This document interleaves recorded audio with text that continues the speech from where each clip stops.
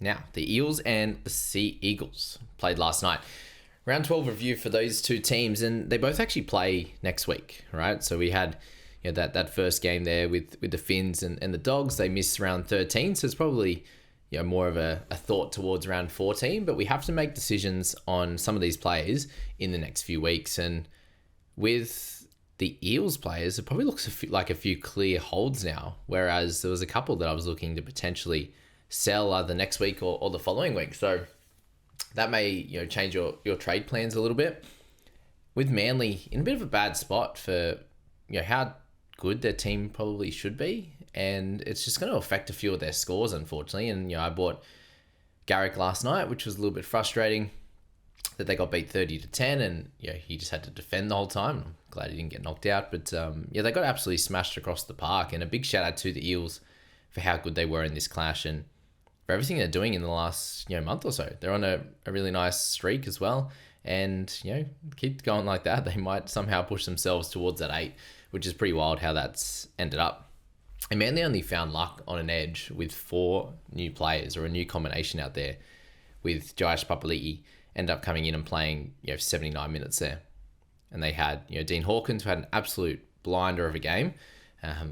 All different players, different combinations that haven't played together, which was pretty wild. So with Hawkins, just a big shout out to him. One of his best games. He had 4 try assists in the end, which did stop the involvement of Dylan Brown. He did feel like a bit of a pedestrian, surprisingly enough, in a game that they put 30 points on, which was similar to Yongi last week. They put on 30 points and he just wasn't involved in any attack. So that was frustrating, but it almost happened again this week before he got involved with the try and the try assist as well. In the first 3 tries, he was nowhere to be seen.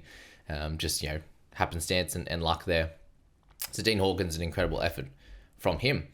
With Yongi, came in clutch right when we needed him. Now, I did play him last week, so the 20-odd hurt me in that one, but some people are, or have avoided him and left him on the bench, or they've sold him. So for him to be not very highly owned, for some people that have sat him there and then have played him this week, very, very big win. And the biggest win for him, I think, is how good he's been under the high ball. We see a lot of these youngsters, or even guys that have been around the league for a few years now, that they still really struggle under the high ball when they, there's a little bit of pressure on them defensively. He seems to get up high and he does a cracking job. So big shout out to him for his improvement this year, because it's a very tough beginning to the season for him, but he's definitely bearing the fruit now, and the Eels are as well for sticking by him, giving him that opportunity. And you do have Joash Papali as well, who's been knocking on the door as well, and I'm glad they didn't change him, and they're going to use both those guys longer term. And shout out to Joash as well for his good efforts last night, coming on and helping them get the win.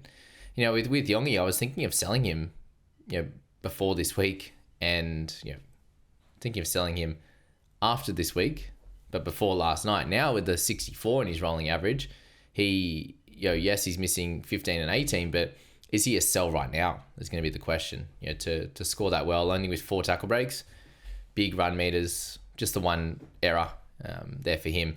A really, really good effort, and had a close to a 30 break even. So we'll now have a lower break even again. He has 250 odds in his rolling average there with the 20 odd last week. So 64 is massive. We can at least hold him for next week. I think they play the Panthers, so won't be the easiest of matchups, and then it's the Doggies after that. Again, 2 not so easy matchups, although if it's anything like how they played the other night, then it could be. But Yongi probably the more interesting one of this game, because I had him in my plans to sell next week, and now I probably don't, but we will see. Jack Williams, he's been incredible, hasn't he? Good on him. Did anyone actually jump on him? 57 for him, 73 minutes, a lot of that through the middle, running on the edge a bit, but his running game has been awesome. Him and Katonga have been big wins for this side in recent history. They ran for 195 and 188 meters respectively, and just showing how important it is to run straight, run hard.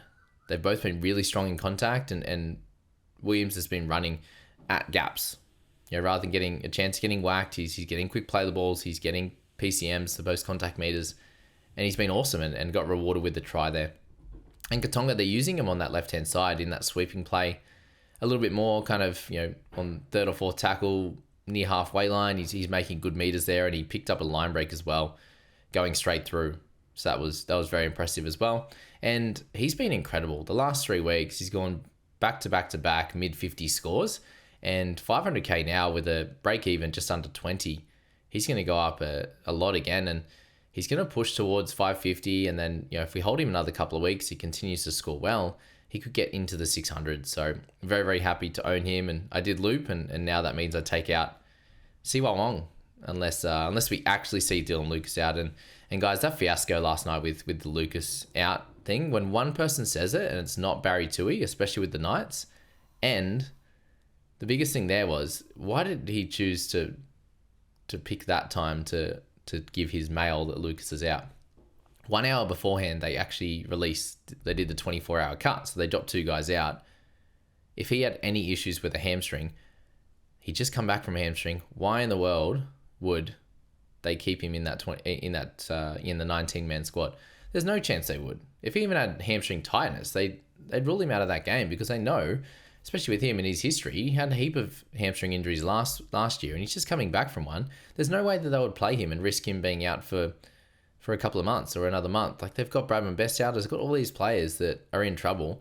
I thought that was absolute madness, that one. And just one person saying it, and everyone just ran with it. A lot of people made changes because of it, and I was trying to implore the people in my group to stick strong. Like, Barry Toohey hadn't said a word, NRL Physio hadn't said a word. Like, the people that you should trust, and Barry's incredible for the Knights. So literally couldn't be anyone better for a specific team. And if he hasn't said anything, then most likely it's not true, especially when you have that 24-hour update. That's usually where you get all the information. And sometimes they will come out and say, oh, we think someone's going to be out. And then we're like, oh, no, we'll wait. And then a few more people come out, and then the 24-hour change happens. And so that was the annoying part there. And people did actually make moves and stuff. And I think the slander and stuff on him on Twitter, it does look pretty bad. And a few people were clearly joking. I think one person said they were flying from Canada just to see Dylan Lucas play, and then they heard that he was out, so they cancelled their flights, and a couple $1,000 or whatever they said it was. So that one at least was funny. But yeah, there was the hyperbolic nature of those comments was pretty bad. But fair enough. Sometimes, like, just please have a direct super source. When you say someone is out, you're saying that they're definitely out. When you say, oh, I'm getting strong rumors or strong feedback that he might be out, just keep an eye out. And if that's the thing, then you don't get pizzled. You don't get absolutely smashed then as well. And if you're right, you get the credit. There's no point straight up saying he's out unless you actually know. So yeah, it was a weird one last night, but hopefully you didn't get affected too much. And if you did, I'm sorry for that. Yeah, like that happened again with Ruben Garrick. They were like, oh, Ruben Garrick's good. Like, we're hearing that he's probably going to be out. And then, with around his wife having a baby, and then he came out and got 97 or 180 in Supercoach. So those things, they can be really detrimental to some scoring and stuff like that. Now Riley Smith as well, 53 for him, just continues to get the job done. He played a few less minutes last week with that cork that he suffered, but back to mid 50s tackles that he had the 2 weeks before. So Riley Smith as well, similar situation to Kartonga with hitting the 50s, and he's cheaper than Kartonga, so he's going to continue to go up really strongly in price over the next couple of weeks. And I think for Riley, it's probably more of a decision around round 15 as a potential sell rather than any time before that. And if he keeps playing well, then there's probably, and he's making money, there's probably no reason to sell. He could be a player in his 17 come around 14 and things like that. So even got a really nice kick out of dummy half as well, just turned Turbo around and they kept him in the corner. So just little plays like that. He found a chance to run, so picked up a couple of points through that as well. So that was, I thought very impressive game from him, and his service is absolutely incredible. That's the big thing from him, and the good defense as well. I also just wanted to shout out Hopgood. If you did hold this whole way, you finally got 50 minutes and a try, so that was awesome. And Sam Rani as well, a really good player, is what I've noticed over all the games this season. No matter where he's come on and played, I'm just really happy for him. He's comes in, he just gets it done. That's pretty simple with Sam Rani, another 40 for him. And then Papali, really fun debut. Coming after 1 minute in your debut is pretty cool. Get in there, young fella, I wrote. So he did a really good job. And with that awesome, with that combo, that new combo, you have a really good attacking weapons on that other side with Lehigh Hopewadi, Kohler, and Turbo down the left-hand side, along with Luke Brooks. It would be tough for most teams to cover, let alone a team that's a very new combination there. Penasini, unfortunately, with the early concussion, hopefully a swift recovery from him, and I do know a few people that have him in their side, so hope you guys are doing all right, and you did loop him, which I think a few people were. Then Brown, just non-existent with the 20, unfortunately for him, all the way down there at the bottom. 15 tackles, 41 run meters, and 89 kick meters. So, meant to be the guy that steps up in this one, and it was Dean Hawkins that actually did the job. Jazz Tavanga. Wow, what a interesting game for him, hey? So Manly still a very relevant team, but very gross. They missed round 16 and 19, and how many of these guys are going to actually score well? But Jazz was hilarious in this one. 13 in 40 minutes.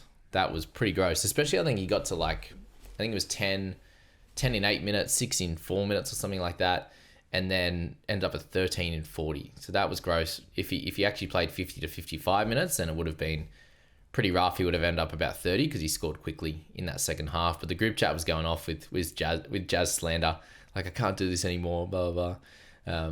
But he ended up with a full 80 minutes. So that was incredible. Let's go. So Jazz, my thoughts to you, mate. Incredible effort last night, 80 minutes. Kick your feet up next week, legend. We don't need you then. Warm up in round 14. Get some decent minutes under your belt. We might loop our player in our 17s in that week.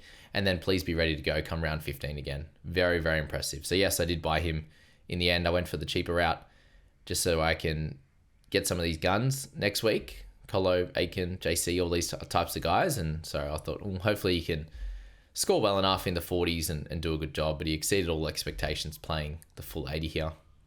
They did lose 2 Trebojeviches as well. So Ben ended up switching with Corey Waddell, and they brought Navala off the bench, who I think brings a lot of punch for his short time out there.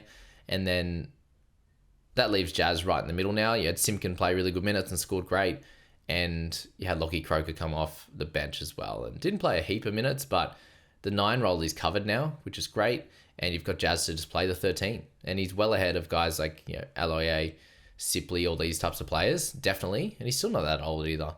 So Jazz, an awesome game for him. Hope that he can continue it. And at worst, if in round 15 he's playing 45, 50 minutes in the middle, that's still awesome. Especially if we know he can score quick at times. Now, Lehigh Hopewadi, more of an SC pick for sure, but a bit of a shout out for him for a couple of good weeks in a row. We had Burbo's illness, he'll be back next week, but very annoying if you were clearly holding for round 12. Shout out to Matty T on that one. Tough going. Turbo there. A couple of dirty offloads late to sneak to 40 in a team where they got smashed. Remember him and Garrick, they're never going to score great. Olakwatu, pretty similar, but slightly different situation there. Very hard to dominate for someone like Turbo coming off this cork and what he's dealing with. If your team gets smashed, but he is very cheap and he looked a little bit better. Definitely a decent score at his price. You could have spent a lot less for Turbo and get a better score than you got for Garrick. But we know with Garrick, he's fit at the moment, and he's averaging, in the high 40s. Well, a bit lower than that now, but very sad one for him, unfortunately, with the 30-10 loss. It was never going to help a centre. Thankfully, had awesome tackle numbers, but generally, wasn't an absolutely terrible score for him there. You see Turbo with the 3 offloads in the 225 metres. That was about it. He did have the disallowed try with Lehigh's left arm going out. I thought that was going to be a cracking try. And Garrick there, 1 goal, missed the left touchline one pretty badly.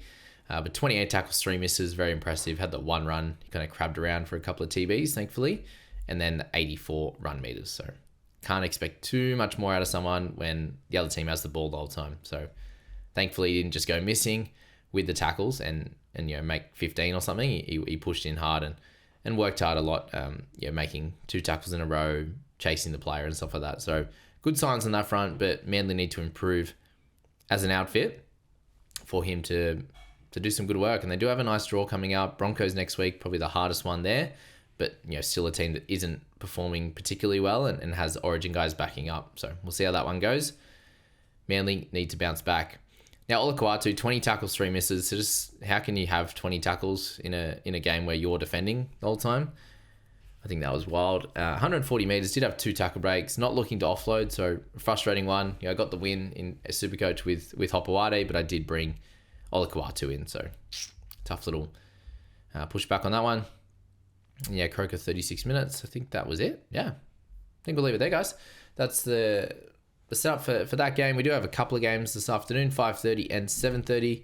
Make sure you do set your loops accordingly. If you're thinking of doing the loop that I'm looking at with Sharp and Savala, now that I brought in Garrick, just make sure you put, if you can't do it with Cleary, given he plays in that, well, his team plays in that first game. So you'll have to do it with King Tonga in half if you wanted to do that. So see how Sharp goes, and if just to say you place King Tonga in there right now, if he goes 35, 40 plus, whatever you want from Sharp, then you just leave Savala underneath Sharp in the interchange there, so that you get Sharp score first. That's the simple way to look at it, and yeah, pretty fun. I think we'll leave it there, guys. We had the yet another fantasy sports side. Some people are asking me each time. Just has the popular trade-ins and outs. So Garrett brought in by a lot, so didn't hurt me too much, thankfully, that a lot of people brought him in. Teddy is the one at 255. And the captaincy numbers was the fun one as well that we mentioned the other day, but 45% Clark in the top 1,000, 21 for Tarpany, 20 for Farnworth, a couple of percent each for AFB and Hines tonight. So I'm actually going to be at the Roosters and Sharks game tonight. So it's up near where I live now, which is awesome. So I'm captaining Teddy, I think, in Supercoach, buying him in and captaining him. So we're going to go all in on that strat, which probably shouldn't be how it works, but we're going to roll with it. Looks like it's going to be a clear night and a good place to play footy. So I'm excited for that. And we'll leave it there, guys. Thanks for joining in. We'll see you in the next one.